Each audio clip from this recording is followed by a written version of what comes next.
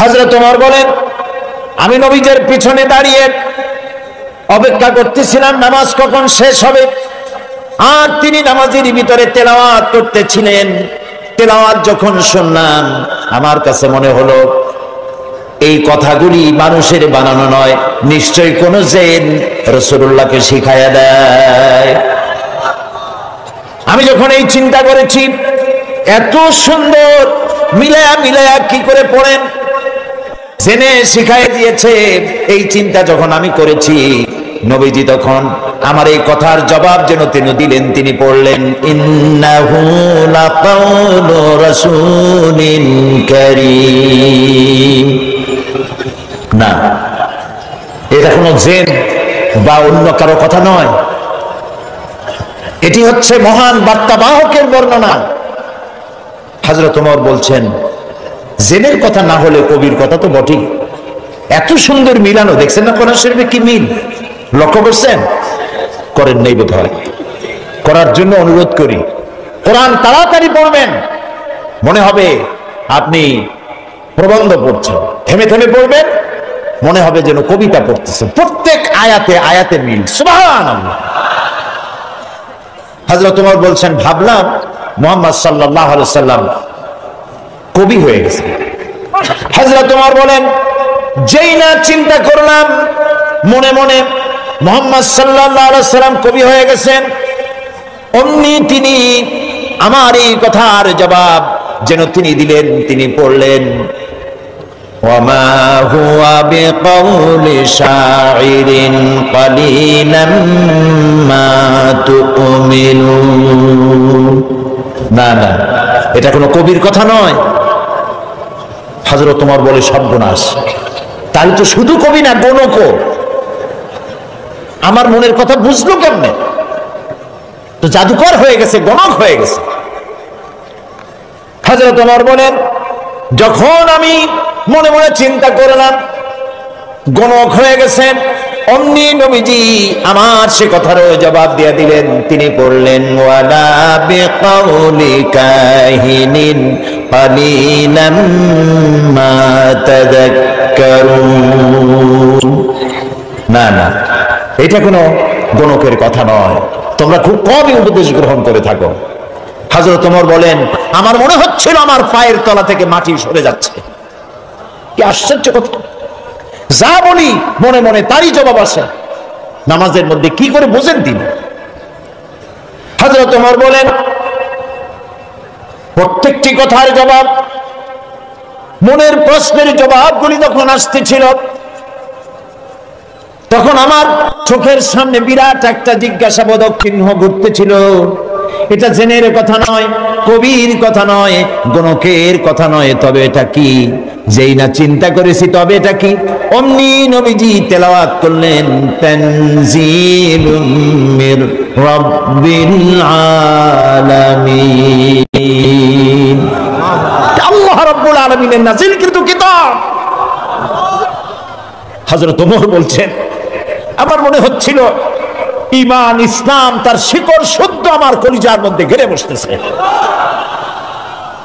কিন্তু তখনও সময় আসে নাই হযরত ওমরের ঈমান কবুল করার।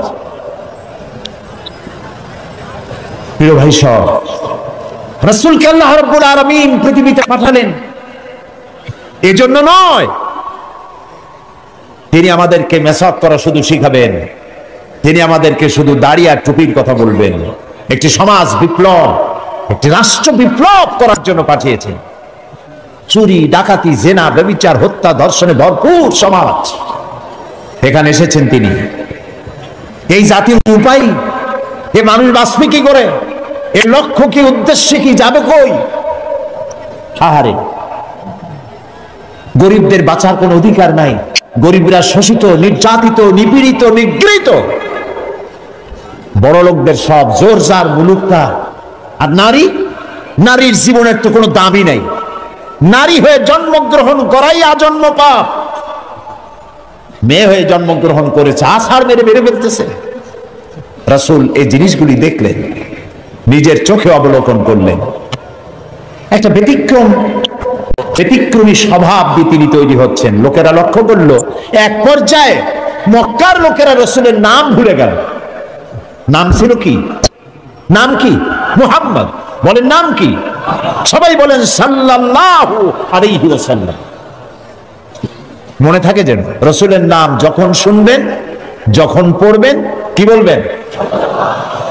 ভুলে যাবেন না। লোকেরা নাম ভুলে যেতে বসলো কেন?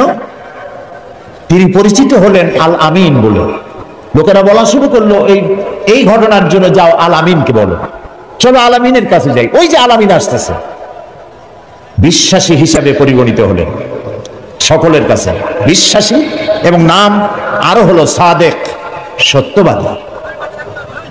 নবীজি যখন মক্কা থেকে হিজরত করে মদিনায় যান, যাওয়ার সময় হযরত আলীকে বলেছিলেন, আলী, আল্লাহ তাআলা অর্ডার করেছেন আমাকে মদিনায় যাওয়ার জন্য হিজরত করে, তুমি আমার বিছানায় শুয়ে থাকো আর একটা কাগজ কলম নাও, একটা লিস্ট তৈরি করো। হযরত আলী বলেন, আমি লিস্ট দিলাম আমানতে। সেই আমানত যারা রাখছে অধিকাংশ কাফেরের আমানত রাখছে। কার কাছে? মুহাম্মদ সাল্লাল্লাহু আলাইহি ওয়াসাল্লামের কাছে আমানত রেখেছে। কেন? কাফেরেরাও বুঝতো যে সব নেতার পিছনে ঘুরি এগুলো শয়তানের চাইতেও খারাপ। মুহাম্মদ সাল্লাল্লাহু আলাইহি ওয়াসাল্লামের সাথে বিরোধিতা করি, নেতাদের জ্বালায় পড়িয়া। আসলে তার মতো ভালো মানুষ আকাশের নিচে জমিনের উপরে আর নাই। কাফেররাও বুঝতো। এখনো আমাদের দেশে যত নেতা আছে, অনুসারীরা বোঝে খাঁটি শয়তান। নামাজ নাই না, দেখেন না, নামাজ নাই, রোজা নাই, আল্লাহ পরকালের চিন্তা নাই, মিথ্যা কথা বলে অনবরত। মানুষে যেমন বমি করে হড় হড় করিয়া মুখ দিয়া মিথ্যা করি বমির মতো বাইর হইতে থাকে। একটা ভালো কথা বলতে জানে না, শুধু অসত্য আর মিথ্যা বলতেই থাকে, আমানতের খেয়ানত করে। তবে এইসব নেতাদের পিছনে ঘুরে কেন? এই চিন্তায় যে এরা যদি এমপি মন্ত্রী হইতে পারে তা একটা চাকরি পাবো, লাইসেন্স পাবো, টিয়ার কাবি খা খাইতে পারবো। জি, নাম রাখছে কাবি খা, তার মানে হলো খাবি খা।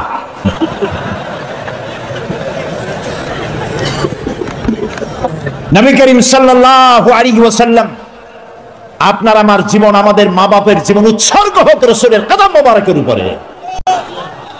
সারাটা দুনিয়া ঋণী তার কাছে, তার স্বভাব চরিত্রের কাছে। মুহাম্মদ রাসূলুল্লাহ সাল্লাল্লাহু আলাইহি ওয়াসাল্লাম এই সমাজে বড় হলেন, বেড়ে উঠলেন, লক্ষ্য করলেন এদের বাঁচাবো কেমনে, উপায় কি? তিনি গারে হেরায় চলে গেলেন। ওটার নাম জাবালে নূর। আমরা গারে হেরা বলি, কিন্তু মক্কা শরীফে যে গারে হেরা পেলি কেউ চিনবে না, চিনবে না। জাবালে নূর, ওই জাবালে নূরে উঠলেন, অনেক উঁচা। আল্লাহ দয়া করে আমাকে একবার ওঠার তৌফিক দিয়েছিলেন, একবার উঠছি। তাতেই তখন তো আমার শরীর টরীর অনেক ভালো ছিল, ভালো মানে মোটা ছিলাম বেশি। উঠতে গিয়ে 3 বোতল পেপসি খাওয়া লাগছে, আর 2-3 দিন উরুতে ব্যথা ছিল। তাহলে চিন্তা করেন কত উঁচা। সেই পাহাড়ের অনেক উঁচায় একটা ছোট্ট জায়গা, একটা রাস্তা আছে একটুখানি, এই সোজাভাবে ঢোকা যায় না, কাত হয়ে কইয়া কাইতে আছেন আমাদের দেশে বলে, ওই কইয়া কাইত হয়ে ঢোকা যায়। এবং ওখানে একটা জায়গা আছে যেখানে 2 জন একসাথে নামাজ পড়তে পারে, এরকম একটা গুহা। সেখানে নবী করিম সাল্লাল্লাহু আলাইহি ওয়াসাল্লাম চিন্তা গবেষণা করতে লাগলেন। যেদিন বয়স 40 বছর পূর্ণ হয়ে গেল, আল্লাহ রাব্বুল আলামিন তাকে নবুয়তের মর্যাদা দিয়ে দিলেন। এই নবুয়তের মর্যাদা নিয়ে তিনি নেমে আসতেছেন। ভয় পেলেন। জিবরাইলকে তো জীবনে দেখেন নাই, হযরত জিবরাইলকে দেখেছেন। জিবরাইল বলেছেন ইকরা, পড়ো। তিনি বলছেন যে আমি পড়তে জানি না। আবারও বললেন ইকরা, পড়ো। বলছেন জানি না পড়তে। তৃতীয়বার তিনি বুকের সাথে জড়িয়ে ধরলেন, এমন ভাবে জড়িয়ে ধরলেন নবী করিম সাল্লাল্লাহু আলাইহি ওয়াসাল্লাম ব্যথা পেলেন এবং তিনি পড়তে পারলেন। নেমে এসে স্ত্রী হযরত খাদিজাতুল কুবরা রাদিয়াল্লাহু তাআলা আনহাকে বললেন আমাকে ঢেকে দাও। তাড়াতাড়ি করে চাদর এনে তিনি ঢেকে দিলেন। নবী করিম সাল্লাল্লাহু আলাইহি ওয়াসাল্লামের চোখের মধ্যে বীর ছাপ। হযরতে খাদিজা ভীত সন্ত্রস্ত হলেন, জিজ্ঞেস করলেন, আবুল কাসেম আপনার কি হয়েছে? তিনি ঘটনা শোনালেন। হযরত খাদিজা কি বলতেছেন শোনেন। হযরত খাদিজা বলছেন, ইয়া আবুল কাসেম, হে কাসেমের পিতা, আপনার ঘাবড়াবার কোনো কারণ নাই। কোন দুষ্ট জিন, কোন দুষ্ট শয়তান আপনাকে অনিষ্ট করতে পারে না, কারণ আপনি সত্যবাদী। আপনাকে কোন দুষ্ট জিন, কোন শয়তান আপনাকে অনিষ্ট করতে পারে না, কারণ আপনি আত্মীয়তার হক আদায় করেন। আপনি এতিমকে, মিসকিনকে খেতে দেন, আপনি বিধবাকে আশ্রয় দেন, আপনার ক্ষতি কেউ করতে পারে না। হযরত খাদিজা দৌড় মারলেন এবং নিজের চাচাতো ভাই হযরত ওয়ারাকা বিন নওফল, তিনি ছিলেন তাওরাতের জবরদস্ত আলেম, নবীজির মুখে খবর শুনলেন। সবটা শুনে নবীজির মস্তক মোবারকের উপরে চুমো খেয়ে বললেন, কুদ্দুসুন কুদ্দুসুন, অতি পবিত্র, মহাপবিত্র ইয়া মুহাম্মদ সাল্লাল্লাহু আলাইহি ওয়াসাল্লাম, আপনার কাছে যিনি এসেছিলেন তিনি কোন জিন নয়, তিনি মহাপবিত্র আত্মা, তিনি ফেরেশতা। যে ফেরেশতা এসেছেন ইব্রাহিম, মূসা, ঈসা, ইয়াকুব, আইয়ুব, সমস্ত নবীদের কাছে যে ফেরেশতা এসেছে, সেই জিবরাইল এসেছিলেন আপনার কাছে। তাওরাতে আমি যা পড়েছি তার সাথে মিল হয়ে যাচ্ছে, আপনি আখিরি জামানার পয়গম্বর। তবে আমার জন্য আফসোস, আমি বৃদ্ধ, এই জাতি আপনাকে খুব কষ্ট দেবে, নির্যাতন করবে। সেদিন পর্যন্ত যদি আল্লাহ আমারে বাঁচায় রাখেন, আমি আপনাকে সাহায্য করব, আপনার সাথে থাকব। প্রিয় ভাই সব, একটা নারী, একজন স্ত্রী পুরুষের জন্য, স্বামীর জন্য সব থেকে উত্তম সাক্ষী দিতে পারে, এর থেকে ভালো সাক্ষী আর কেউ দিতে পারে না। আল্লাহর নবী যখন তার স্ত্রী হযরত খাদিজা রাদিয়াল্লাহু তাআলা আনহাকে যখন দাওয়াত দিয়েছেন, আল্লাহ রাব্বুল আলামিন যখন দাওয়াতের জন্য বলে দিলেন, নিকটবর্তী আত্মীয়দেরকে দাওয়াত দাও, সর্বপ্রথম নবীজি গিয়ে হযরত খাদিজাকে দাওয়াত দিলেন, বললেন, আল্লাহ ছাড়া কোনো ইলাহ নাই, মাবুদ নাই, তার উপর ঈমান আনো, আর আমি মুহাম্মদ রাসূলুল্লাহ সাল্লাল্লাহু আলাইহি সাল্লাম আখিরি জামানার পয়গম্বর, আমার উপর ঈমান আনো। স্ত্রীর জন্য স্বাভাবিক ছিল, স্ত্রী তো কমসে কম স্বামীরে চেনে, কি বলেন আপনারা, চেনে না? সব মানুষকে আপনি ধোঁকা দিতে পারবেন, সব মানুষকে আপনি চোখে ধুলা দিতে পারবেন, কিন্তু স্ত্রী ভাঙিয়ে দিতে পারবেন না, ঠিক কিনা বলবেন?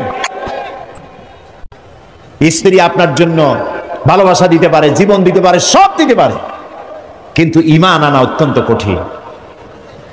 নবীজি যখন হযরত খাদিজাকে ঈমানের দাওয়াত দিলেন, হযরতে খাদিজা রাদিয়াল্লাহু তাআলা আনহা এক মুহূর্ত দেরি করেন নাই। রাসূলুল্লাহ হযরত খাদিজা বলছেন, ইয়া আবুল কাসেম, আপনি অবশ্যই আল্লাহর নবী। আমার কোনো বিন্দু মাত্র সন্দেহ নাই, কারণ বিগত 15 বছর আপনার সাথে ঘর সংসার করে আপনাকে যেভাবে দেখেছি, কোন সাধারণ মানুষের আচরণ এরকম হতে পারে না, আপনি অবশ্যই আল্লাহর নবী। নবী করিম সাল্লাল্লাহু আলাইহি ওয়াসাল্লাম এই দাওয়াত নিয়ে ছড়িয়ে পড়লেন ময়দানে। তিনি বলেছেন, লা ইলাহা ইল্লাল্লাহ। এই কালেমার দাওয়াত কি শুধু মুহাম্মদ সাল্লাল্লাহু আলাইহি ওয়াসাল্লামের ছিল না, সব নবীদের ছিল। দুনিয়ার সব নবীদের একটাই স্লোগান ছিল, কারোর মধ্যে কোনো মতপার্থক্য, মতদ্বৈততা হয় নাই, সকলের স্লোগান একটা, লা ইলাহা ইল্লাল্লাহ। এই কালেমার বিপ্লবী দাওয়াত পেশ করেছেন সমস্ত নবীরা। আমরা এই কালেমাটা বুঝি না, না বোঝার কারণেই দুরবস্থা হয়েছে। আমরা শুধু এটারে জিকিরের বুলি বানাইছি। দেখছেন কি কায়দায় জিকির করে, লা ইলাহা ইল্লাল্লাহ ইল্লাল্লাহ, এমন জোরে ইল্লাল্লাহ বলে তাতে কলব থাকলেও পারে, গেলেও পারে। কি বুঝে ইল্লাল্লাহ বলতেছেন? আবার লা ইলাহা ছেড়ে দিয়া খালি ইল্লাল্লাহ করে, এরকমও শুনেছি, শুনছেন আপনারা? লা ইলাহা বাদ দিয়া কতক্ষণ ইল্লাল্লাহ ইল্লাল্লাহ ইল্লাল্লাহ। আশ্চর্য কথা, এটা কি কি বলতেছেন আপনি? ইল্লাল্লাহ মানে তো আল্লাহ ছাড়া, আল্লাহ ছাড়া কি? লা ইলাহা ইল্লাল্লাহ এই কালেমার দাওয়াত যখন নবীরা দিয়েছেন, হযরত মূসা আলাইহিস সালাম যখন বলেছেন লা ইলাহা ইল্লাল্লাহ, এই আঘাত লেগে ফেরাউন দরিয়ায় নীলের মধ্যে ডুবে শেষ হয়ে গিয়েছে। হযরত ইব্রাহিম আলাইহিস সালাম যখন বলেছেন লা ইলাহা ইল্লাল্লাহ, নমরুদের গোষ্ঠী সাফ হয়েছে, জুতা পিটা খাইয়া দুনিয়া থেকে বিদায় হয়ে গেছে। ঠিক না ভাই? মুহাম্মদ সাল্লাল্লাহু আলাইহি সাল্লাম যখন বলেছেন লা ইলাহা ইল্লাল্লাহ, তখন আবু জাহাল, আবু লাহাব, উতবা, শাইবা, মুগীরা এই সবগুলির গায়ে আগুন জ্বলে গেছে। কেন আগুন জ্বললো? তারা বুঝছে লা ইলাহা ইল্লাল্লাহর অর্থ কি। তারা বুঝেছে লা ইলাহা ইল্লাল্লাহ মানি হচ্ছে কোন ইলাহা নাই, আইনদাতা নাই, বিধানদাতা নাই, শাসনকর্তা নাই, কাউকে মানি না। কে ছাড়া? আল্লাহ ছাড়া। ফেরাউনও বুঝেছে। ফেরাউন বোঝেন, ফেরাউনকে মুসা আলাইহিস সালাম যখন বলেছেন বলো লা ইলাহা ইল্লাল্লাহ, ফেরাউন বলেছে মা আলিমতু লাকুম মিন ইলাহিন গায়রি, আমি তো জানি না যে আমি ছাড়া আরো কোন ইলাহ আছে, আমি তো ইলাহ। তুমি যদি আমারে বাদ দিয়ে আর কাউকে ইলাহ মানো, লা আজআলান্নাকা মিনাল মাসজুনিন, কারারুদ্ধ করে রাখবো, জেলখানায় ঢুকিয়ে দেব। মুসা আলাইহিস সালাম ভয় পাইছিলেন নাকি? ভয় পাননি। কাফেরেরা বুঝতে পারতো লা ইলাহা ইল্লাল্লাহর অর্থ কি। আবু জাহাল, আবু লাহাব, উতবা, শাইবারা, হযরত আবু তালেব নবী করিম সাল্লাল্লাহু আলাইহি সাল্লামের চাচা আবু তালেবের কাছে গিয়ে বলেছে, আবু তালেব রাসূলকে বলো, মুহাম্মদ সাল্লাল্লাহু আলাইহি সাল্লামকে বলেন তিনি যেন লা ইলাহা ইল্লাল্লাহর দাওয়াত না দেন, এর বিনিময়ে যত টাকা লাগে, যে সুন্দরী মেয়ে পছন্দ করবে সেই মেয়ে তার সাথে বিয়ে দিয়ে দেব, নেতৃত্ব দেব, টাকা দেব, পয়সা দেব, বাড়ি ঘর দেব, তবুও লা ইলাহা ইল্লাল্লাহ দাওয়াত যেন তিনি না দেন। নবীজির কাছে যখন প্রস্তাব গেল, আল্লাহর নবী বললেন চাচাজি আবু তালেব, প্রস্তাব যেটা এসেছে ওই প্রস্তাবকরা যা দিতে পারবে সেটা তো স্বাভাবিক কথা, যেটা দিতে পারবে না তাও যদি ওরা আমার হাতে দিতে পারে, যেমন আকাশের সূর্যটা ধরে এনে যদি ওরা আমার ডান হাতে তুলে দেয়, আকাশের পূর্ণিমার চাঁদ যদি ধরে এনে আমার বাম হাতে তুলে দেয়, এরও বিনিময়ে আমি আল্লাহ নবী মুহাম্মদুর রাসূলুল্লাহ এক মুহূর্তের জন্য তাওহীদের দাওয়াত বন্ধ করে দেব না। নবীজি পৃথিবীতে আল্লাহর দ্বীনের দাওয়াত দেওয়ার জন্য, দ্বীন প্রতিষ্ঠার জন্য এসেছিলেন, এজন্য আসেন নাই আবু জাহাল, আবু লাহাব বা শাইবারা নেতৃত্ব দিবে আর মুহাম্মদ সাল্লাল্লাহু আলাইহি ওয়াসাল্লাম তার অধীনে চাকরি করবেন, মসজিদে বসে আল্লাহ আল্লাহ করবেন। মূসা আলাইহিস সালামকে এজন্য পাঠানো হয়নি যে তিনি ফেরাউন রাজত্ব করবে আর তিনি তার অধীনে থেকে আল্লাহ বিল্লাহ করবেন, এজন্য পাঠানো হয়েছে। মূল উদ্দেশ্য কি? আল্লাহ রাব্বুল আলামিন বলেন হুয়াল্লাযী আরসালা রাসূলাহু বিল হুদা ওয়া দীনিল হক লিইয়ুযহিরাহু আলাদ-দীনি কুল্লিহি ওয়া কাফা বিল্লাহি শাহীদা। আল্লাহ তাআলা তিনি রাসূলকে প্রেরণ করেছেন দ্বীনে হক আর সত্যের বিধান সহকারে, যাতে করে পৃথিবীর সব মতবাদের উপরে ইসলামকে তিনি বিজয়ী করে দিতে পারেন। নবী করিম সাল্লাল্লাহু আলাইহি সাল্লাম মক্কি জীবনে এই কাজটি তিনি চালু করলেন। নবী করিম সাল্লাল্লাহু আলাইহি সাল্লামকে আল্লাহ রাব্বুল আলামিন সব রকমের সম্মান এবং মর্যাদা দিয়ে পৃথিবীতে পাঠালেন দ্বীনকে প্রতিষ্ঠা করার জন্য। 13 বছর সময় লাগলো মক্কায়। কয় বছর লাগলো? 13 বছর। এই 13 বছর দ্বীনের দাওয়াত দিতে থাকলেন মানুষের দুয়ারে দুয়ারে গিয়ে, গোপনে, রাত্রে, দিনে। আল্লাহর মেহেরবানি লোক তৈরি হয়ে গেল। আবু বকর, ওমর, ওসমান, আলী, খাব্বাব, খুবাইব রিদওয়ানুল্লাহি তাআলা আলাইহিম আজমাইন, এই সব লোক তৈরি হয়ে গেল। কেমন লোক তৈরি হলো? যে হযরত ওমর রাসূলকে হত্যা করতে আসছিলেন, সেই ওমরকে আল্লাহ এমন দরজায় পৌঁছায় দিলেন, রাসূল বললেন লা নাবিয়্যা বাদি ওয়ালা রাসূলা, আমার পরে নবীও হবে না, রাসূলও হবে না, কিন্তু আমার পরে যদি কেউ নবী হতো লাকানা ওমর, ওমররে আল্লাহ নবী বানাই দিতেন। সুবহানাল্লাহ বলুন। এইসব লোক তৈরি হয়ে গেল। 13 বছর সময় লাগলো। আল্লাহ রাব্বুল আলামিন হিজরতের অর্ডার দিয়ে দিলেন। নবীজি এবার মক্কা শরীফ থেকে রওনা করেছেন। গভীর রজনীতে হযরত আবু বকরকে সঙ্গে করে নিয়ে রওনা করলেন। জাবালে মেসফালার ভিতর দিয়ে, জাবালে কেদওয়ার উপর দিয়ে যাওয়ার সময় বারবার কাবার দিকে ফিরে তাকায় কাঁদতে লাগলেন আর বলতে লাগলেন, কাবারে বড় আশা ছিল তোর খেদমত করব, কিন্তু তোর নিষ্ঠুর সন্তানেরা তোর কাছে আমারে থাকতে দিল না রে।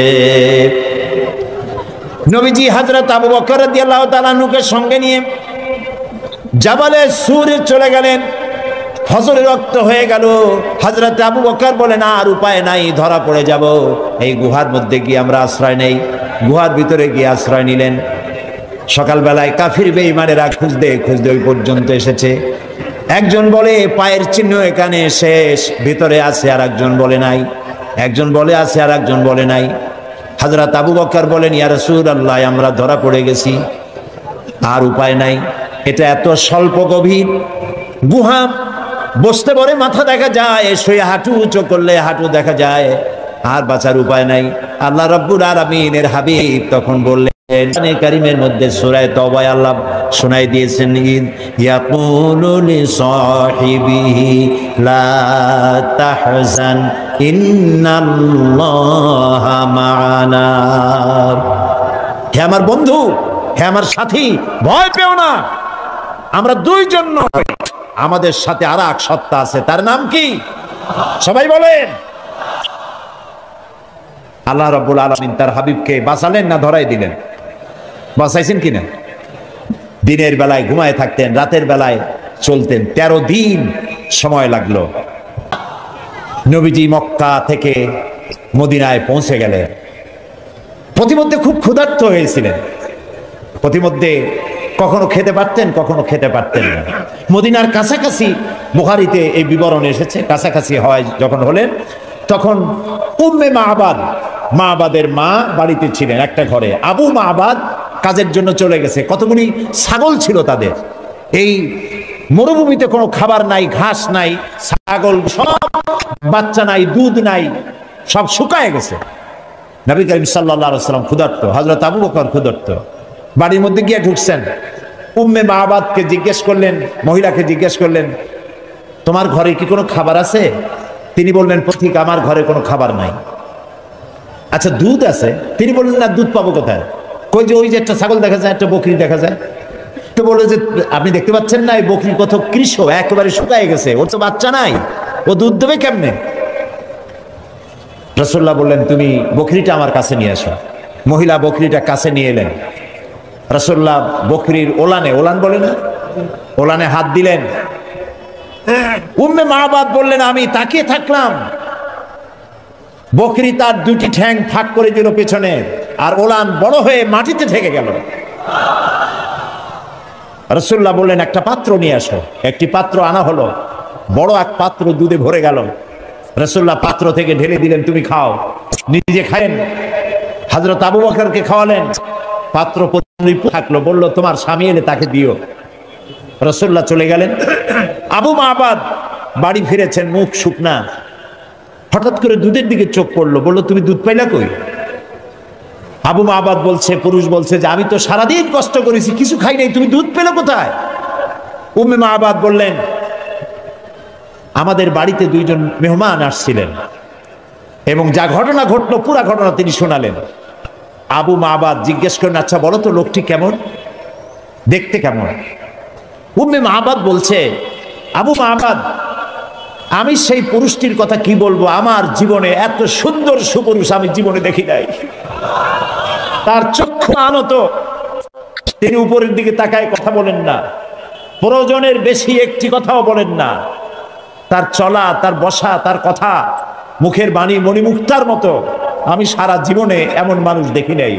আবু মা'বাদ বৃদ্ধ মানুষ, সব শুনে বলল, খুব সম্ভব তাওরাতে যে শেষ নবীর কথা শুনেছি, নিঃসন্দেহে তিনিই হবেন, আমার ভাগ্য খুলে গিয়েছে। একজন মৌলভী সাহেবের দাওয়াত দিয়েছে, তার বাপ মারা গেছে, মিলাদ শরীফ পড়াবার জন্য। মিলাদ শরীফ পড়িয়া আমার বাপের নামে একটু সবরেসানি করে দেন। তুমি মিলাদ শরীফ পড়ে তারপরে মোনাজাত করছে, আল্লাহ তাআলা যা বললাম, আদম আলাইহিস সালাম, নূহ আলাইহিস সালাম, ইব্রাহিম আলাইহিস সালাম, মুসা আলাইহিস সালাম করতে করতে নবী করিম সাল্লাল্লাহু আলাইহি ওয়াসাল্লাম, তারপর সাহাবী, তারপর তাবিঈন, তারপর উলামা মুতাকাদ্দিমিন, মুতাআখিরিন, এরপর মুমিন মুমিনাত সব দিয়া, এরপর আল্লাহ এই কোরআন শরীফ যে পড়াইলো তার বাপের আমলনামায় দিয়ে দিও। এখন সব টপ দিয়া তারপর বসে কয়, ভাই খাবার কই, খাবার টাবার দেবেন না? কয়, মোটেও দেব না। কেন? কজি কি খাবার দেবো? এক খতম হলো শরীফ পড়িয়া তুমি দিছো আদম আলাইহিস সালাম থেকে শুরু করে সবাই রে, তো আমার বাপে বাকি পাইছি কি? তো যে সব বাজানেরে তুমি দোয়া পাঠাইছো ওগুলোর বাড়ি যেয়ে খাও, আমি খাওয়াতে পারবো না। ভুল পথে আগাচ্ছি, ভুল পথে আগাচ্ছি। কোন মৌলভী সাহেব মৌলানা সাহেবের দাওয়াত না দিয়া আমার সন্তান যদি কোরআন তেলাওয়াত জানতো, আল্লাহর নবী বলেন মুমূর্ষ ব্যক্তির কাছে বসে সূরা ইয়াসিন তেলাওয়াত করো, আল্লাহ রাব্বুল আলামিন মৃত্যুর আযাব কমায়া দিবে। মরতে বসছে তখন ছেলেবেলেরা হা হুতাশ করতে চিল্লাইতেছে, কোরআন শরীফ পড়তে জানে না, হায়রে কপাল। জানাজা পড়তে গেছে, জানাজায় নিয়ে গেছে বাপের লাশ, সাতক্ষীরায় বাড়ি বানাইছে, ঘর আছে, দোকান আছে, পাট আছে, জমিন আছে, গাড়ি আছে, সব আছে, সন্তানরা আলেম বানায় নাই। জানাজা পড়তে একজন মৌলানা সাহেবের আনা লাগছে, একজন মৌলানা সাহেব ইমাম সাহেব জানাজা পড়তে আসলেন, আর আপনার ছেলে প্যান্ট পরা শার্ট পরা, পেশাব করছে কয়বার, পানি নেওয়া নেই একবার, প্যান্ট ট্যান্ট সর্বনাশ করা, ওই অবস্থায় দাঁড়ায় গেছে ইমামের পেছনে, আল্লাহু আকবার, বাপের কপালে যা আছে হোক। কথা কি আমি খারাপ বললাম না ঠিক বলছি? এখন যদি আপনার ছেলেটা আলেম হইতো, ওই ছেলেটা যদি বাপের লাশ সামনে নিয়ে জানাজা পড়াইতো, তাহলে তার চোখ দিয়ে পানি বেরিয়ে যাইত। আপনি যদি আমারে বলেন হুজুর আমার মা মারা গেছে, আপনি একটু আমার মার জন্য কান্দে কান্দে দোয়া করেন, আমি দোয়া করতে পারবো, কিন্তু আমি কি কাঁদতে পারবো? বলেন কাঁদতে পারবো? আরে মা মরছে আপনার, আমি কাঁদবো কোন দুঃখে? এটা তো স্বাভাবিক কথা। সেই জন্য কোরআন ছেলেকে শিখান, সন্তানকে শিখান, মেয়েকে শিখান, নিজে শেখেন, বউরে শিখান, জীবন বাকি জীবনটা কোরআনের খেদমতে লাগায় দেন। বলেন আমিন। আল্লাহ যেন কবুল করেন, বলেন আমিন। এই কোরআন নাজিল হলো, রাসূলুল্লাহ মুখস্থ করতেছেন, এখন মুখস্থ করতে গিয়ে তাড়াহুড়ো করতেছেন যাতে একটা জের জবরও ভুল না হয়। আল্লাহ রাব্বুল আলামিন বলেন লা তুহাররিক বিহি লিসানাকা লিতাজালা বিহি, ও নবী কোরআনকে মুখস্থ করার জন্য আপনার জিহ্বা এত নাড়াচাড়া করার প্রয়োজন নাই। আমার জিবরাইল যখন কোরআন শরীফ তেলাওয়াত করবে আপনার সামনে, জিবরাইলের সাথে মাত্র একবার উচ্চারণ করবেন আপনি, আপনার সিনার ভিতরে গোটা কোরআন শরীফ মুখস্থ করায় দেওয়ার মালিক আমি আল্লাহ।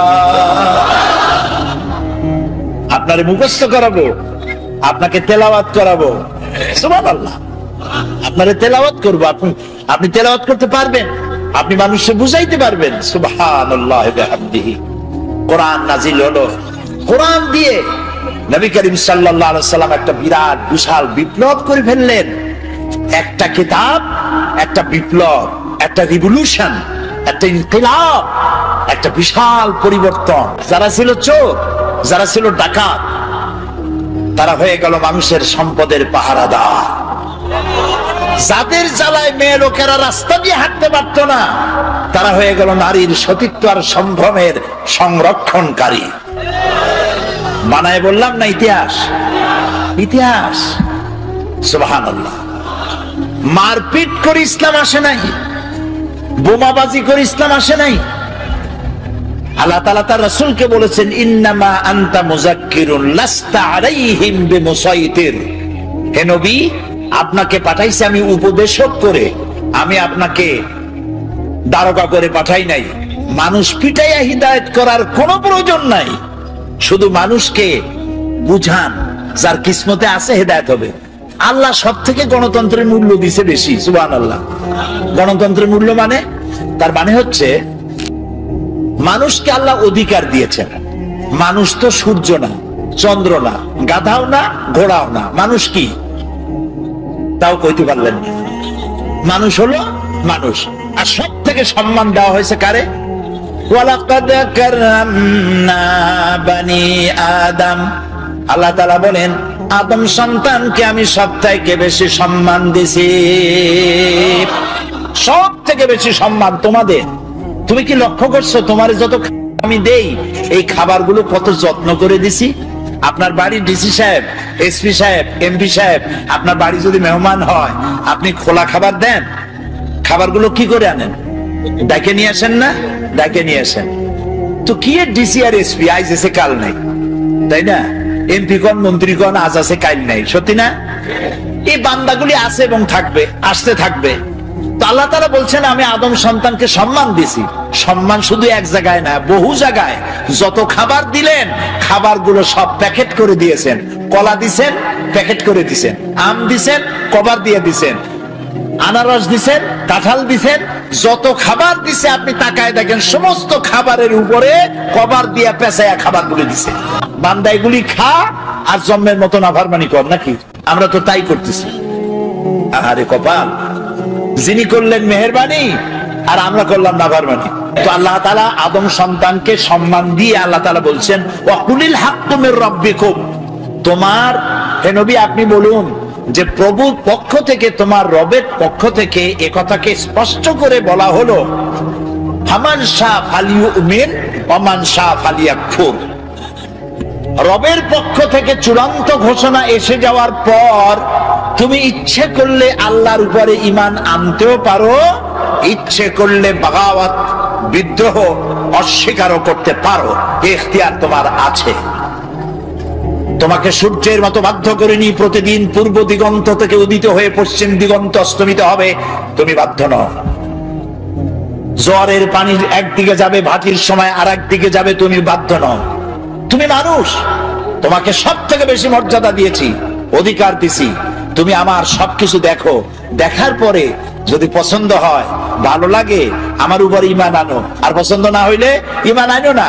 কিন্তু একটা সময় আছে যে সময় তোমাকে এই সব কিছুর জবাব আল্লাহর কাছে দিতে হবে। সুবহানাল্লাহ। কোরআন হচ্ছে সেই কিতাব যা দিয়ে মানুষকে আল্লাহ তাআলা বুঝাইছে।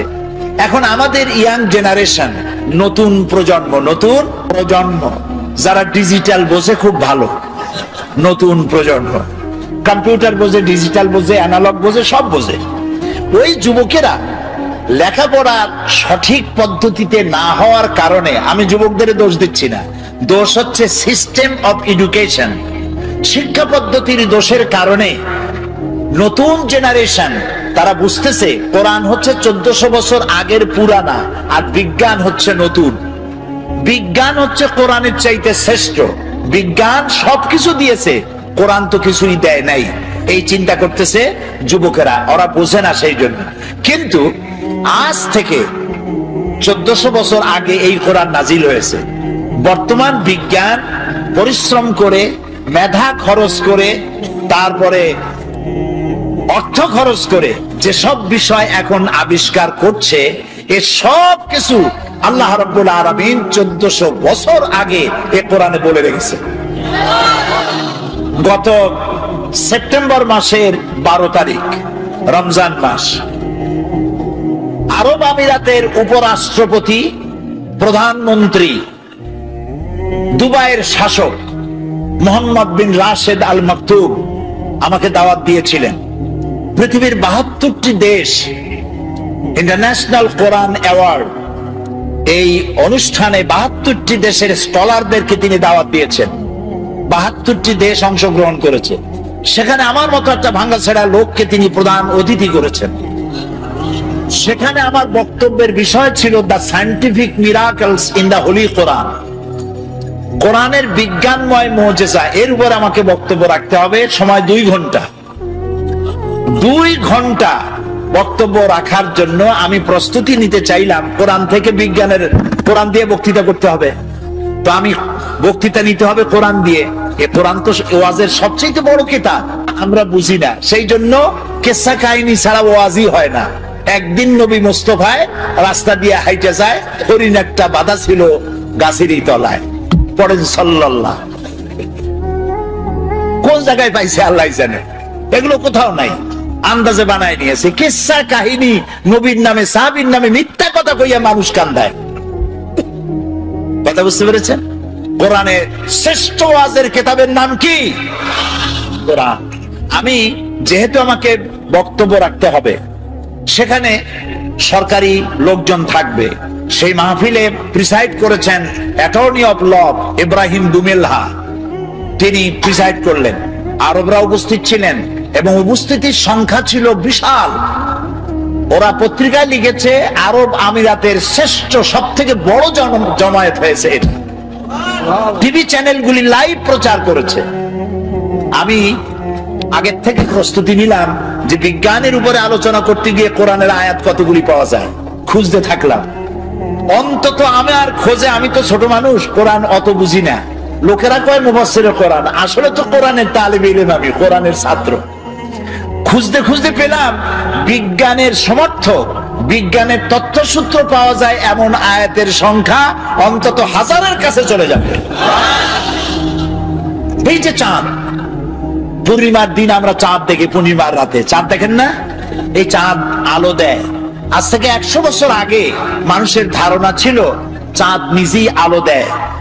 আর ছোটবেলায় দাদা নানা নানি তারা বলতো, দাদু মনে বুঝছো? বলে কি? ওই যে চাঁদে কালো কালো দেখা যায়, ওটা কি জানো? বলতাম না, জানি না তো।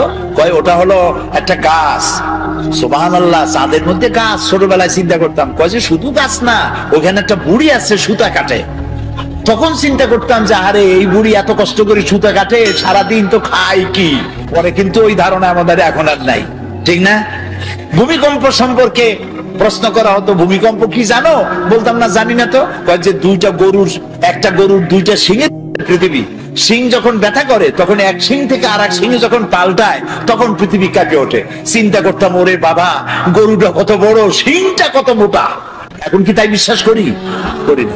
আজ থেকে 100 বছর আগে ছিল চাঁদ নিজে আলো দেয়।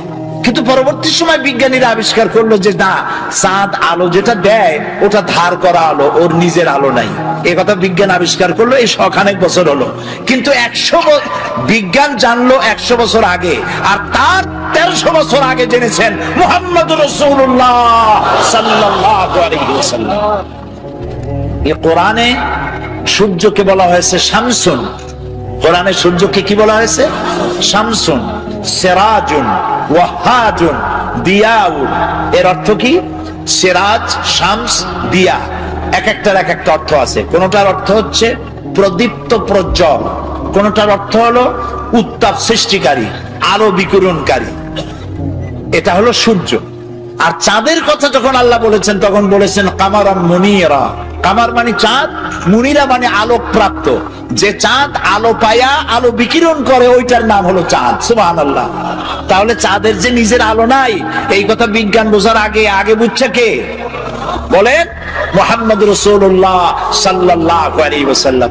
বিজ্ঞানীরা মনে করেছিল, এই যে অনেকে বলে, যুবকরা বলে, সুশীলরা বলে, সুশীল বুদ্ধিজীবী, বুদ্ধির ঠেলা, there is no God, আল্লাহ নেই। আমি জানি না কত বোতল খাইলে পরে এই কথা বলতে পারে যে আল্লাহ নাই। আরে বেটা, তুই হইছিস কেমনে? এই পৃথিবী এমনি এমনি হইছে? এই মাইকটা এমনি এমনি হইছে? এই সামান্য ব্রিজটা এমনি এমনি হইছে? কেউ তো বানাইছে। তো মাইকটা, সাইকেলটা, জুতাটা সবটা বানাইতে কেউরে লাগলো, আর তোমারে বানাইতে কেউরে লাগে নাই, এমনি এমনি হইছে। আল্লাহ রহম করুক, বলেন আমিন।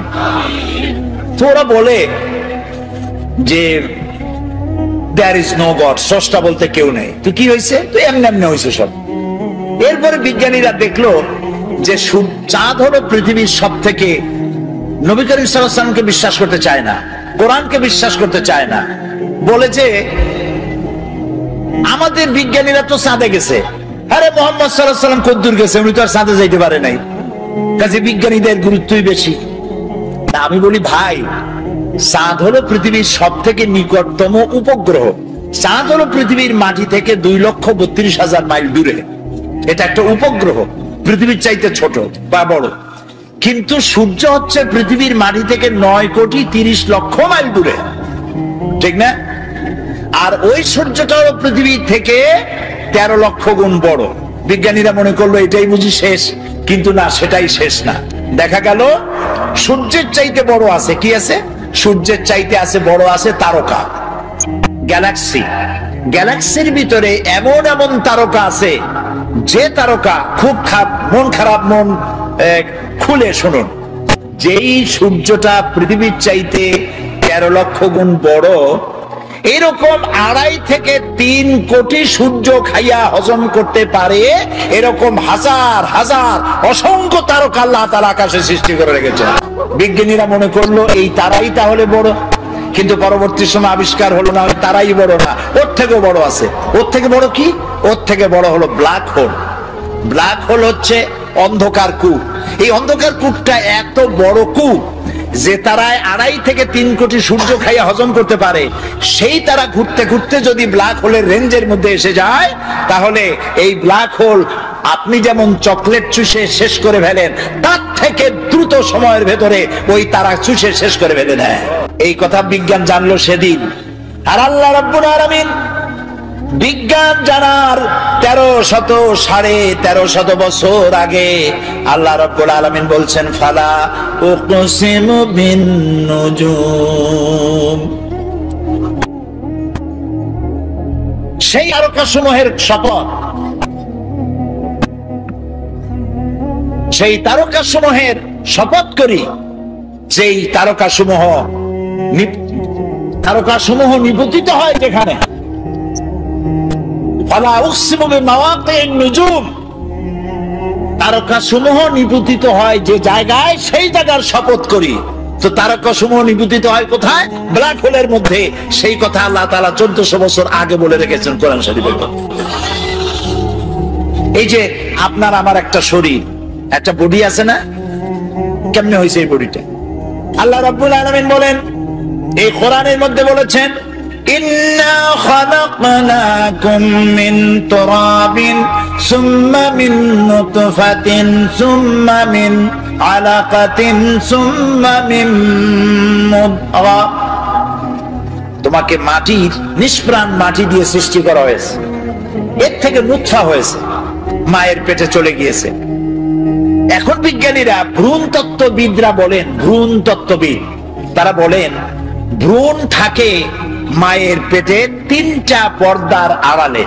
এখন বলতেছে, আর কোরআন বলতেছে ফি জুলুমাতিন সালাস, 3টা পর্দার আড়ালে মায়ের পেটে সন্তান থাকে, ফি কারারিম মাকিন, একটা সুরক্ষিত জায়গার ভিতরে আমি এটাকে রেখে দেই। আলাকা, সুম্মা মিন নুতফাতিন সুম্মা মিন আলাকা, আলাকা মুআল্লাক থেকে। বিজ্ঞানীরা এখন আবিষ্কার করেছে যেটা মায়ের পেটের মধ্যে যে জরায়ু আছে, বাচ্চা থলি যেখানে বাচ্চাটা থাকে, ওইখানে আলাকা, এটা ঝুলন্ত অবস্থায় সেটকে থাকে, লাগিয়ে থাকে, মিশে থাকে।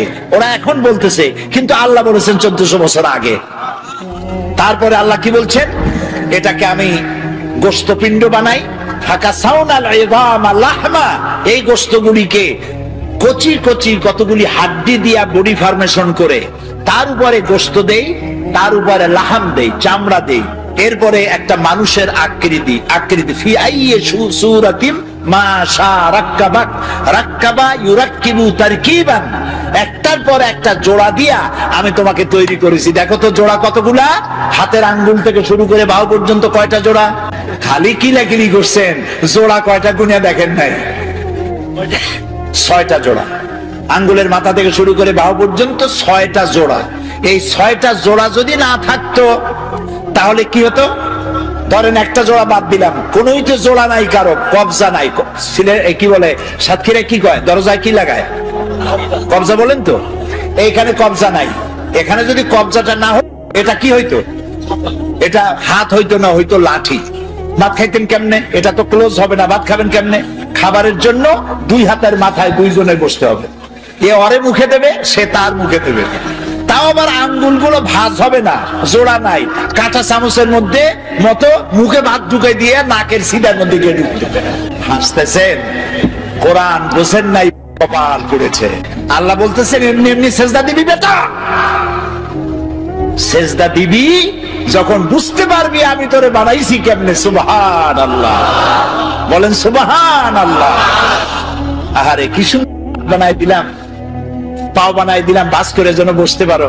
ঠ্যাঙের উপরে ঠ্যাং ফেলে ঠ্যাং ঝুলাও, কিন্তু বানাইছি কি কায়দা করে সেটা দেখো নাই। ঠ্যাঙের উপরে ঠ্যাং ধুয়ে আবার পাও নাড়ায়, আবার হাত দিয়ে ঘষে। কপাল পোড়া কোথা দিলেন দিলেন।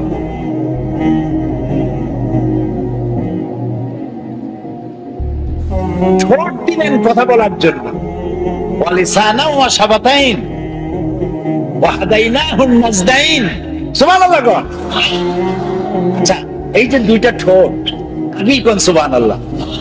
আচ্ছা, এই দুইটা ঠোঁট যদি না থাকতো, ঠোঁট দুটো কত সুন্দর, হাসি দিলে এই ঠোঁটেই সৌন্দর্য বাড়ায় দেয়। দাঁত ঠোঁট দুটো মিলে হাসির সৌন্দর্য বাড়ায়। বুড়া মানুষের দাঁত নাই, সে যদি হাসে তার হাসি একরকম। জি, আবার দাঁত ভাঙ্গাদের দাঁত নাই, ফাঁক ফাঁক, ওর হাসি একরকম। পুরা দাঁত গুলি আছে, ঠোঁটও আছে, এর হাসি আবার আর এক রকম। এখন ঠোঁটবিহীন মুখের চিন্তা করেন, ঠোঁট নাই, মনে হবে যেন বেসকি দিয়ে রয়েছে সারাক্ষণ। কি সুন্দর দুইটা ঠোঁট দিয়া দিলেন। আপনি ঠোঁট নাড়বেন, জিহ্বা নাড়বেন, আপনার মনের কথাগুলি ভাষা হইয়া বেরিয়ে গিয়ে অন্যকে বুঝাতে সহযোগিতা করবে। সুবহানাল্লাহ। আল্লাহু আকবার। আরো জোরে কর আল্লাহু আকবার। কোরআন এর ব্যাখ্যার কোনো শেষ নাই। আল্লাহ তাআলা বলছেন, قُلْ لَوْ كَانَ الْبَحْرُ مِدَادًا لِكَلِمَاتِ رَبِّي لَنَفِدَ الْبَحْرُ قَبْلَ أَن تَنفَدَ كَلِمَاتُ رَبِّي وَلَوْ جِئْنَا بِمِثْلِهِ مَدَدًا। আল্লাহ তাআলা বলেন, হে আমার নবী, আপনি বলেন, তাম পৃথিবীর সব পানিগুলি যদি কালি হয়ে যায়, আর তাই দিয়ে যদি আমার রবের কালেমার ব্যাখ্যা লেখা যদি শুরু হয়ে যায়, লিখতে লিখতে তাম পৃথিবীর সব পানিগুলি শেষ হয়ে যাবে, আমার রবের কালেমার ব্যাখ্যা লেখা শেষ হবে না। এটা সেই কোরআন। সুবহানাল্লাহ বলবেন না? আহারে মুসলমান, এই কোরআন বুঝি না, কোরআন বুঝি না। ছেলেপেলেদেরকে কোরআন শিখাই না, বাচ্চারা কোরআন জানে না। মরার সময় এই একটু আগে বলে আসছি মাদ্রাসা শিক্ষক পরিষদের মিটিং এর মধ্যে, না কোথায় বললাম, হ্যাঁ বলে আসলাম, যখন মারা যায়, মরার সময় না শিবিরের কোথায় কোন প্রোগ্রামে যেন বললাম, মানুষ যখন মারা যায় তখন তার পাশে সেইখানে নিয়া এই কয়েকজন আলেম মাদ্রাসার ছাত্র নিয়া কোরআন শরীফ পড়ায়, সাতক্ষীরা পড়ায়। এবার যদি শুধু সাতক্ষীরা না, সারা বাংলাদেশে, আমি সাতক্ষীরারে ভালোবাসি সেই জন্য বারবার সাতক্ষীরা করি, তো সারা বাংলাদেশের সব জায়গায় মানুষ মরলে মাদ্রাসা থেকে কিছু আলেম ওলামা ছাত্র আইনিয়া কোরআন শরীফ পড়া, যে কোরআন শরীফ পড়ে। এখন আপনাদের কমন সেন্সের কমন বাদ দিয়া শুধু সেন্স যদি থাকে, সেটা দিয়ে চিন্তা করে কোন এই মরা মানুষটা একই কোরআন শরীফ শুনবে? শুনতে পারবে না। তো এর কোরআন শুনে লাভটা কি? এখন এর যখন বাইসে ছিল তখন তো শোনার নাই, এখন মরিয়া গেছে, এই মরা মানুষটারে কোরআন শুনে লাভ কি? আর শুনাইতেছেন কিছু আলেম নিয়ে আসছেন, কিছু মৌলবী, কিছু হাফেজ নিয়ে আসছেন। এখন 20 জন 25 জন হাফেজ নিয়ে আসছেন। ওরা চিন্তা করতেছে যে 25 জন আসছি, যদি 1000 টাকা দেয় তাহলে 50 টাকা করে ভাগে পাবো, কি 25 টাকা করে ভাগে পাবো। ও তেলাওয়াত করতেছে, আর ফাঁকে ফাঁকে যদি এগুলো চিন্তা করে, কোন হাফেজ আলেম রাগ করবেন না, আমি সত্যি কথা বলতেছি। এই চিন্তা যদি করে না, আমি ধরে নিলাম করে না, কিন্তু যদি করে পড়ার সময় যে পয়সা এত কয়টা দেবে, ভাগে পাবো এত, তাহলে বিশ্বাস করুন 1 পয়সারও সওয়াব হবে না। সারা দিন তেলাওয়াত করবেন, কোনো সওয়াব হবে না। তাহলে সবই হইল না, আর মরা মানুষের কাছে বসে পড়াইলেন, লাভটা হইলো কি? খামোকা কতগুলি পয়সা গেল। আল্লাহ পাকের মহব্বতে উদ্বুদ্ধ হয়ে যারা ইতিম এবং মিসকিনকে যারা দান করে, আত্মীয় স্বজন, গরিব আত্মীয় স্বজন, অসহায় প্রতিবেশী, পথচারী, এদের জন্য যারা সাহায্য করে। কারণ হচ্ছে ইসলাম তো শুধু নামাজ রোজার কথাই বলেনি, ইসলাম মানুষের জীবনের সকল দুঃখ দুর্দশার দিকে লক্ষ্য রেখেছে। যারা বোঝে না তারা ইসলামকে শুধুমাত্র একটি ধর্ম মনে করে, আর ইসলামের যে অর্থনীতি আছে, সমাজনীতি আছে, এটা তারা বুঝতে পারে না। মাছের যেমন পচন ক্রিয়া শুরু হয় তার মাথা থেকে, সমাজের পচন শুরু হয় তেমন রাজনৈতিক নেতৃবৃন্দ, সমাজ নেতৃবৃন্দ এবং এক শ্রেণীর বুদ্ধিজীবীদের মাথা থেকে, তাদের থেকেই সমাজে পচন ক্রিয়া শুরু হয়ে যায়। এই শ্রেণীর লোকদের দাবি হলো ধর্ম আর অর্থনীতি সম্পূর্ণ দুই প্রান্তিক দিকে বাস করে। ধর্ম এক জিনিস আর অর্থনীতি হচ্ছে আর এক জিনিস, রাজনীতি হচ্ছে ভিন্ন জিনিস। তারা জানে না ইসলাম হচ্ছে পূর্ণাঙ্গ জীবন বিধান। আল্লাহ পাক বলছেন এই কোরআনকে যারা অনুসরণ করবে তাদের তো খাওয়া পড়ার অভাব হওয়ার কথা না।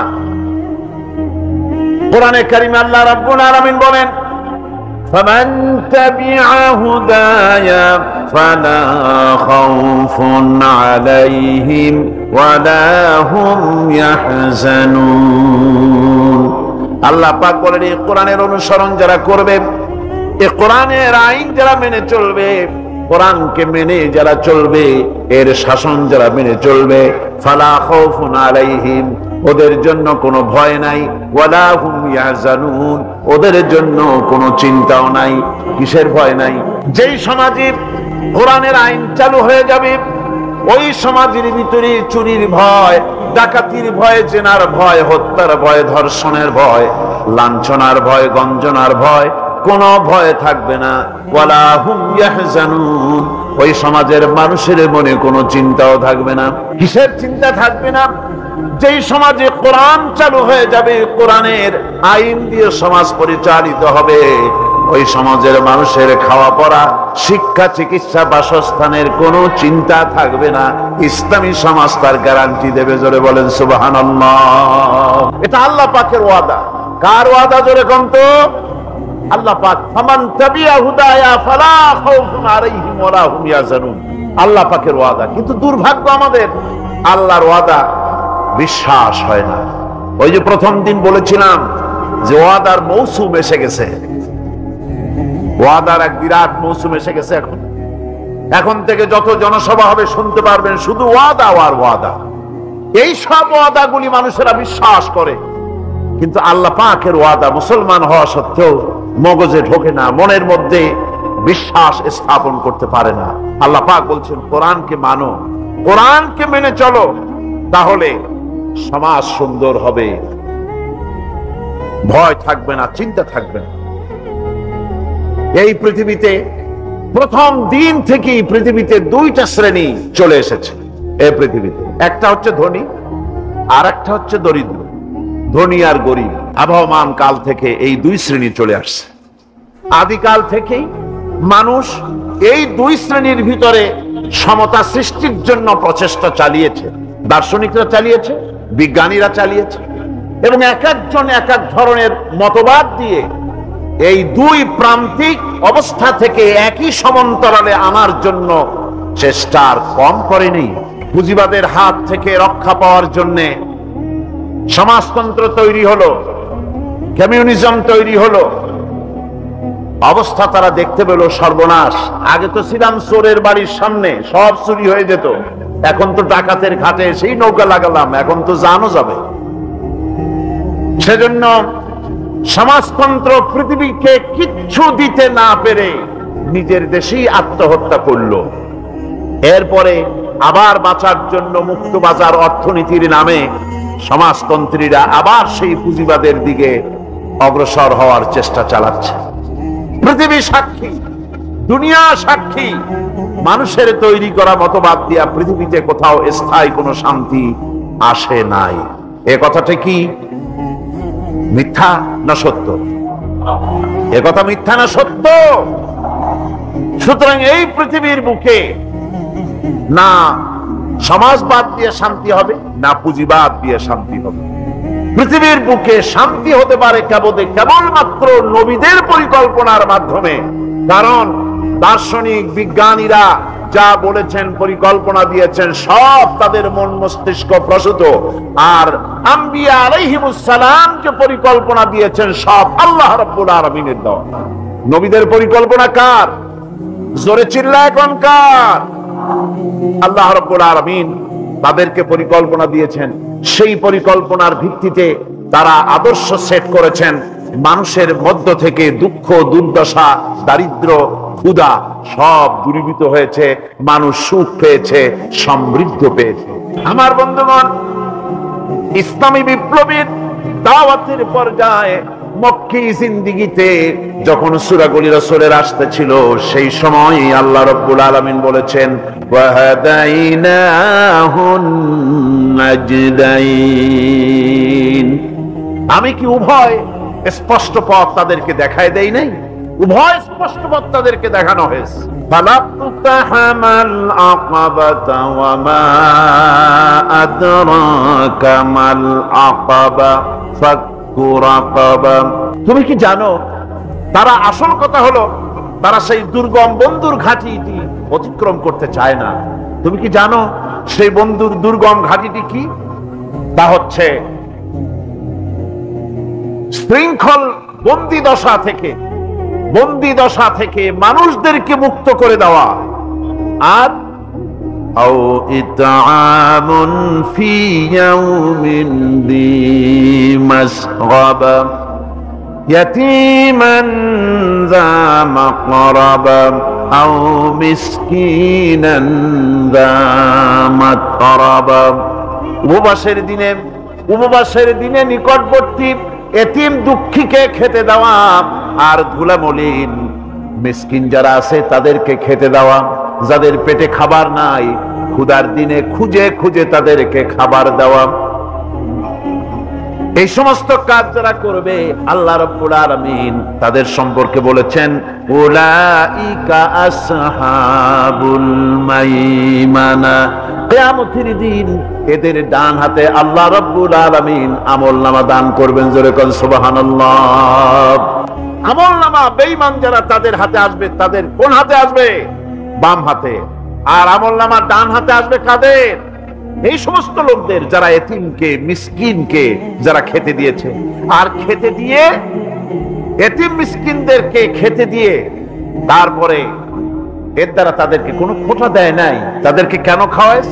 কোরআনে কারীম বলছে ওয়ায়ুতঈমুনা আত-তাআমা আলা হুব্বিহি মিসকিনান ওয়া ইয়াতীমান ওয়া আসীরা। আল্লাহর সৎ লোকেরা আল্লাহর ভালোবাসায় উদ্বুদ্ধ হয়ে খাবার খাওয়ায় মিসকিনদেরকে, এতিমদেরকে। আর তারা বলে ইন্নামা নুতঈমুকুম লিওয়াজহিল্লাহি লা নুরিদু মিনকুম জাযাআন ওয়ালা শুকুরা।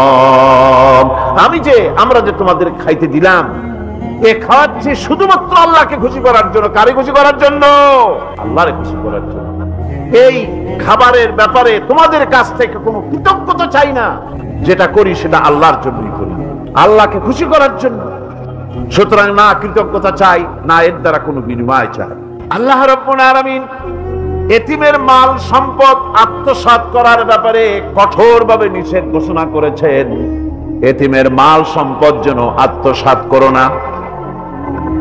কোরআনে কারিমে স্পষ্ট ভাষায় বলা হয়েছে ওয়াতুল ইয়াতামা আমওয়ালাহুম ওয়া লা তাবাদদালুল খাবিসা বিত-তাইয়্যিব। এতিমের মাল ধন সম্পত্তি যথাযথভাবে তাদের হাতে ফিরিয়ে দাও। ওয়া লা তাবাদদালুল খাবিসা বিত-তাইয়্যিব। আর তাদের ভালো মালগুলি তোমার খারাপ মাল দিয়া বদলাইয়া দিও না। ولا تأكلوا أموالهم إلى أموالكم إنه كان حوبا كبيرا। আর তাদের সম্পদ তোমাদের সম্পদের সাথে যেন মিশাইয়া হজম করে ফেলে দিও না। এটা অত্যন্ত মস্ত বড় গুনাহ। এ কাজ তোমরা করবে না। এতিমের ধন সম্পত্তি সাধারণত মামা এবং চাচাদের হাতে থাকে, ঠিক কিনা?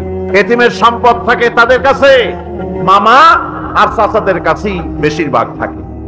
এতিম তো ছোট্ট মানুষ, বড় হতে সময় লাগে। এই ফাঁকে তার ভালো মালগুলি নিয়ে তার বদলে নিজের পচা মাল রেখে দেয়, অথবা তার ভালো সম্পত্তিটা নিজের সম্পত্তির সাথে মিলাইয়া একাকার করে ফেলে দেয়। আল্লাহ রাব্বুল আলামিন কঠোরভাবে নিষেধ করেছেন, খবরদার এই কাজটি করবে না। যারা এমন কাজ করে, এতিমের মাল যারা নষ্ট করে, এতিমের মাল যারা খায়, তাদের সম্পর্কে আল্লাহ পাক বলছেন ইন্নাল্লাযীনা ইয়াকুলুনা আমওয়ালাল ইয়াতামা যুলমান ইন্নামা ইয়াকুলুনা ফি বুতুনিহিম নারা ওয়া সায়াসলাউনা সাঈরা। অন্যায়ভাবে এতিমের মাল যারা ভক্ষণ করে তারা তো এতিমের মাল খায় না, বরং পেটের মধ্যে তারা আগুন ঢুকায়। পেটের মধ্যে কি ঢুকায়? আর অচিরেই এদেরকে জাহান্নামে নিক্ষেপ করা হবে। কোথায় নিক্ষেপ করা হবে? জাহান্নামে। যারা এতিমের মালকে ভক্ষণ করে, এতিমের মাল নষ্ট করে, এতিমের হক নষ্ট করে, তাদের জায়গা জাহান্নাম। আর এতিমের মাল যারা খায় তারা যেন আগুন খায়। কি খায়? এতিমের ধন সম্পদ হজমকারীদের ব্যাপারে তাদের যে বিরাট হীনমন্যতা কাজ করে। এজন্য আল্লাহ পাক বলতেছেন, কাল্লা বাল্লা তুকরিমুনাল ইয়াতীম। না, কখনোই নয়। আসল ব্যাপার হচ্ছে তোমরা হীনমন্যতার কারণে এতিমকে সম্মান দাও না, এতিমকে মর্যাদা দাও না। ওয়ালা তাহাব্বুনা আলা তাআমিল মিসকিন। আর মিসকিনদেরকে তোমরা পরস্পরকে খেতে দেওয়ার জন্য তোমরা উৎসাহিত করো না। নিজেরাও খাও না, অন্যদেরকেও সে পথে উৎসাহিত করো না। এই যে কাজগুলি তোমরা করো, এটা মস্ত বড় অপরাধ। আল্লাহ রাব্বুল আলামিন এতিমের মাল সম্পর্কে আরো বলছেন, ওয়ালা তাকরাবু মালাল ইয়াতীম ইল্লা বিল্লাতী হিয়া আহসান হাত্তা ইয়াবলুগা আশুদ্দাহু। আল্লাহ পাক বলছেন, এতিমের মালের নিকটবর্তীও হবে না যতক্ষণ পর্যন্ত তারা যৌবন প্রাপ্ত না হয়, বুদ্ধি শুদ্ধি না আসে, ততক্ষণ পর্যন্ত এতিমের মালের কাছে যাবে না। হ্যাঁ, যাবে মালটাকে রক্ষণ করার জন্য, রক্ষণাবেক্ষণ করার জন্য, মালগুলি খাওয়ার জন্য না। এতিমদের ব্যাপারে আল্লাহ পাক এভাবে সতর্ক করেছেন। মানুষ যখন, বাচ্চাগুলি যখন এতিম হয়ে যায়, বাচ্চা বেঁচে থাকতে, বাচ্চার বাপ মা বেঁচে থাকতে বাচ্চারে কোলে নেয়। দেখবেন বড় লোকের ছেলে দেখতে ভালো দেখা যাচ্ছে না, নাকে ময়লা, তাতে ময়লা, তারপরেও বড় লোক, সেই জন্য বাচ্চাটারে কোলে নেয়। ইচ্ছা করে না, তারপরেও তারে খুশি করার জন্য কোলে নেয়। করে না কি এরকম? এরকম করে। বাপ মা বেঁচে আছে, তখন চাচাতে, মামুতে, ভাগ্নাকে, ভাতিজাকে আদর করে কোলে নেয়, ঘাড়ে নেয়, চুমা খায়। আর যখন বাপ মা মরে গেল, বাপ যখন মারা গেল, এই ছোট্ট বাচ্চাটি চাচার দিকে ফেলফাল করে তাকায়, মায়ের দিকে তার মামার দিকে ফেলফাল করে তাকায়, একটি বারের জন্য কোলে নিয়ে তখন আর আদর করে না। মনের মধ্যে তখন দুর্বিসন্ধি থাকে, এই বাচ্চা মরুক অথবা তার সম্পদ যা আছে সম্পদগুলিকে লুটপাট করে নেয়। দেখেন এবার মিলান কথার সাথে আল্লাহ পাক, লাইসাল বিররা আন তুওয়াল্লু ওয়ুজুহাকুম কিবালাল মাশরিকি ওয়াল মাগরিব। পূর্ব পশ্চিমে কত মাথা ঘুরালে, কত সেজদা দিলে, এটাই কিন্তু পুণ্যবান হওয়ার জন্য বড় কথা নয়, বরং শর্তই হলো আগে যা বলেছি সেগুলি। আর শর্ত হলো এতিম মিসকিনদেরকে, বিধবাদেরকে, অসহায়দেরকে সাহায্য করতে হবে। এগুলি করলে তাহলে তুমি মুমিন বলে প্রমাণিত হবে, তুমি সব ব্যক্তি ভালো মানুষ, নেককার, পুণ্যবান বলে আল্লাহ পাকের দরবারে তুমি প্রমাণিত হবে। আল্লাহ পাক বলছেন, ওয়াকামাস সালাতা ওয়া আতাজ যাকাত। সত্যিকারের নেককার এবং পুণ্যবান হওয়ার জন্য নামাজ প্রতিষ্ঠা করতে হবে আর যাকাত আদায় করতে হবে। আমি নামাজটাকে মাঝখান থেকে ছেড়ে দিলাম আগামীকালের জন্য ইনশাআল্লাহ। যেহেতু এতিম মিসকিনদের কথা, সাদকার কথা, দানের কথা বলছি, আর যাকাত আছে সামনে, এইটার সাথে যাকাতটারে মিলাই দিই, তাহলে কালকে শুধু নামাজের ব্যাপারে বললেই চলবে ইনশাআল্লাহ। আর নামাজ আর যাকাত এতই গুরুত্বপূর্ণ, যেটা ছাড়া ইসলামের ইমারত করতেই পারে না, ইসলাম থাকতে পারে না, মুসলমান থাকতে পারে না, শান্তি থাকতে পারে না, স্বাধীনতার গ্যারান্টি হতে পারে না। নামাজ, যাকাত, আল্লাহ পাক যে নিয়ম করেছেন, এর উপরই মানুষের শান্তি, স্বস্তি, স্থিতিশীলতা সবটার গ্যারান্টি হচ্ছে নামাজ আর যাকাত। যেরকম সুবহানাল্লাহ। আল্লাহ রাব্বুল আলামিন যাকাতের কথা বলছেন। যাকাত হচ্ছে পবিত্র করে দেওয়া। নামাজের পর ইসলামের সবচাইতে গুরুত্বপূর্ণ ব্যাপার হলো নামাজ। নামাজের পরই গুরুত্বপূর্ণ ব্যাপার হচ্ছে যাকাত। আর ইবাদতের বেলায় সাধারণত নামাজের পরে আমরা রোজা বলি, নামাজ রোজা। কিন্তু আসল কথা হচ্ছে নামাজের পরই যাকাত। কোরআনে কারিমে এভাবেই বলা হয়েছে, নামাজ এবং যাকাত এই দুটি জিনিস হচ্ছে ইসলামের প্রধান স্তম্ভ। ইসলামী রাষ্ট্র যদি হয়, যদি দেশটা ইসলামী রাষ্ট্র হয়ে যায়, তাহলে মুমিনেরা যদি ক্ষমতায় আসে তাহলে কি কাজ করবে? আল্লাহ রাব্বুল আলামিন কোরআনে কারীমের মধ্যে বলেছেন, আল্লাযীনা ইম্মাক্কান্নাহুম ফিল আরদি আকামুস সালাত ওয়া আতাউজ যাকাত। আমার মুমিন বান্দারা যদি ক্ষমতায় আসে, মুমিনরা যদি ক্ষমতা পায়, তাহলে চারখানা কাজ করবে। কয়খান কাজ? জোরে চিল্লায় কোন কয়খান? প্রথম কাজ, ক্ষমতায় এসেই নামাজ প্রতিষ্ঠা করবে। প্রথম কাজ কি? নামাজ প্রতিষ্ঠা করবে। সে নামাজের কথা বলবো কালকে। 2 নম্বরের কাজ হলো যাকাত আদায় করবে। 2 নম্বরের কাজ কি? যাকাত আদায় করবে। যাকাত বোর্ড গঠন করবে না, যাকাত আদায় করবে। যে সরকার নামাজ প্রতিষ্ঠা করে না, সে সরকারের যাকাত বোর্ড করে যাকাত আদায় করার অধিকার থাকার কথা নয়। সুবিধাবাদ জিন্দাবাদ দিলে তো চলবে না। যাকাতের টাকা নিয়ে করেন কল্যাণমূলক কাজ, কিন্তু আল্লাহর হুকুম তো সেরকম না। আল্লাহর প্রথম হুকুম হলো নামাজ প্রতিষ্ঠা করতে হবে, তারপরে যাকাত আদায় করতে হবে। কোরআন শরীফ খোলার সাথে সাথে যে জিনিসটা নজরে পড়ে সেটা কি?